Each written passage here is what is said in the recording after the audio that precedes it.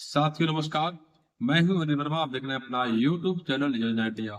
साथियों, योजना इंडिया योजनाओं का चैनल है जिसमें हम सभी विभागों की योजनाओं की जानकारी आप तक समय समय पर पहुंचाने की कोशिश करते हैं।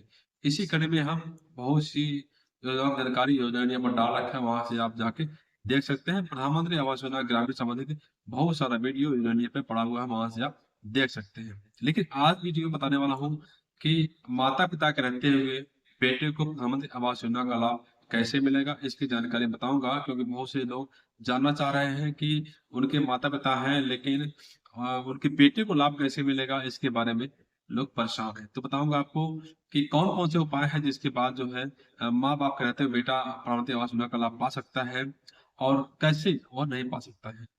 तो बता दूं आपको, प्रधानमंत्री आवास योजना ग्रामीण के बारे में माता पिता के रहते हुए बेटे को लाभ मिलने की जानकारी देने से पहले मैं परिवार की परिभाषा के बारे में बता दूं कि एक परिवार है क्या। एक परिवार को देखा जाता है तो वह माता पिता और नाबालिग बच्चे को मिलाकर के एक परिवार बना जाता है।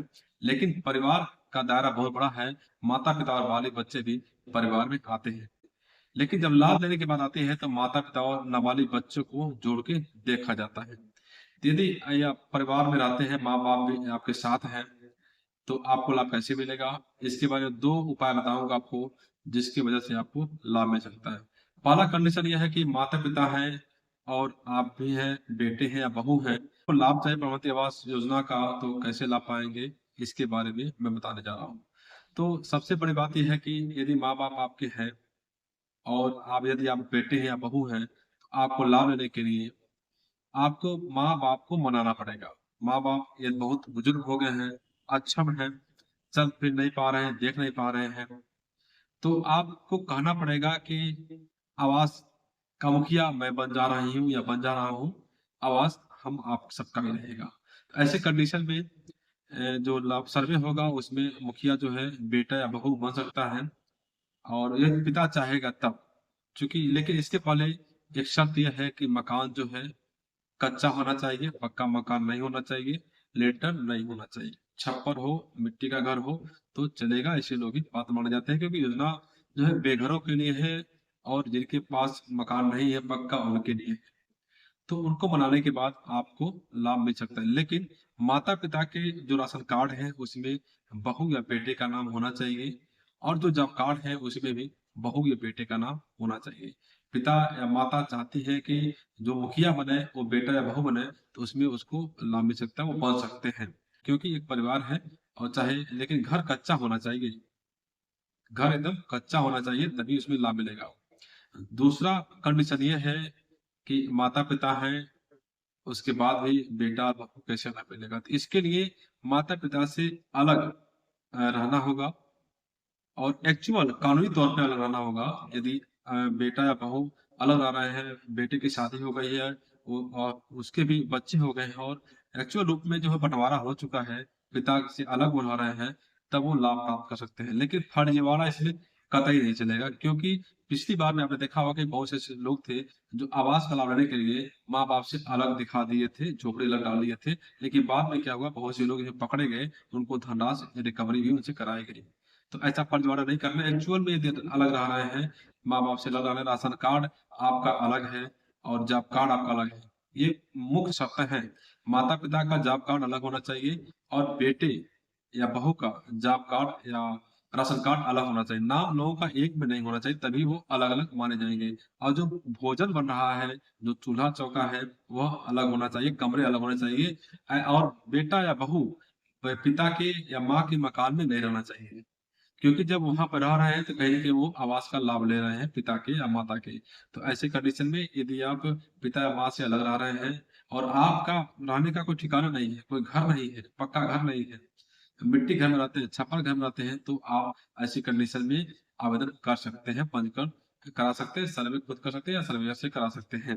तो आपको एक्चुअल रूप में कानूनी तौर पे माँ-बाप से अलग रहते हैं, तभी आपको लाभ मिलेगा और आपके पास कच्चा मकान होना चाहिए, कच्चा घर होना चाहिए। इसमें जो है, जो आवेदन होगा वो मुखिया या तो बेटा बन सकता है या बहू बन सकती है। तो इस जब मुखिया का चुनाव होगा, सर्वे होगा, तो उसमें जो है उसका जॉब कार्ड देखा जाएगा, राशन कार्ड देखा जाएगा और बहुत सी ऐसी कंडीशन है जो पात्रता देखी जाती है, वो सारे मानक उसमें देखे जाएँगे। जब पूरा सटीक बैठेगा, तभी उसमें जो है पात्र हो सकते हैं। साथियों, हमारी कोशिश रहती है कि आप तक जो समस्याएँ आती हैं उसको बताया जाए और आवाज़ का लाभ आप कैसे उठा सकते हैं इसके बारे में बताया जाए। क्योंकि बहुत से लोग जो है माँ-बाप से अलग रह रहे हैं, एक्चुअल लूप में रह रहे हैं, लेकिन वो दर-दर भटक रहे हैं, आवाज़ नहीं मिल पा रहा है उनको।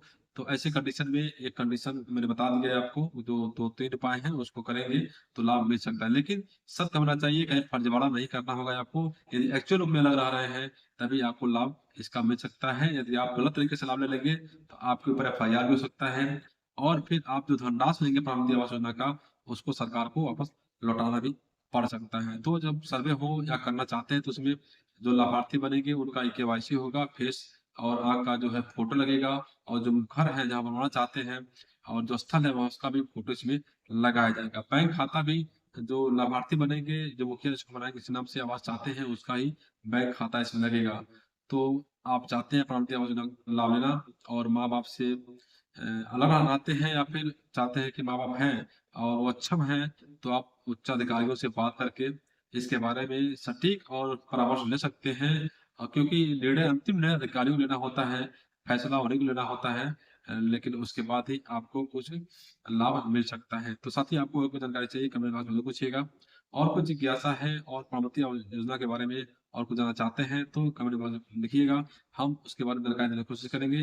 इस वीडियो को अधिक से अधिक लोगों तक शेयर करिए, सब्सक्राइब करिए, बेल आइकन दबाइए ताकि आपको प्रधानमंत्री आवास योजना संबंधित और भी जो जानकारियाँ मैं डालता रहता हूँ यूट्यूब चैनल पे, वो सब आपको नोटिफ़िकेशन के माध्यम से मिलते रहें और पूरा वीडियो देखें ताकि आपको कोई भी समस्या ना हो और आपका समय पैसा दोनों बचे, अनावश्यक रूप से भाग-दौड़ ना करना पड़े। कहीं भी आपको प्रधानमंत्री आवास योजना के लाभ के लिए किसी को पैसा देने की ज़रूरत नहीं है क्योंकि यह शुल्क रहित है, चाहे पंजीकरण हो, सर्वे हो, कहीं इसका कोई शुल्क या पैसा नहीं लगता है। आपको जानकारी कैसी लगी? हमें कमेंट बॉक्स में ज़रूर कुछ बताइएगा।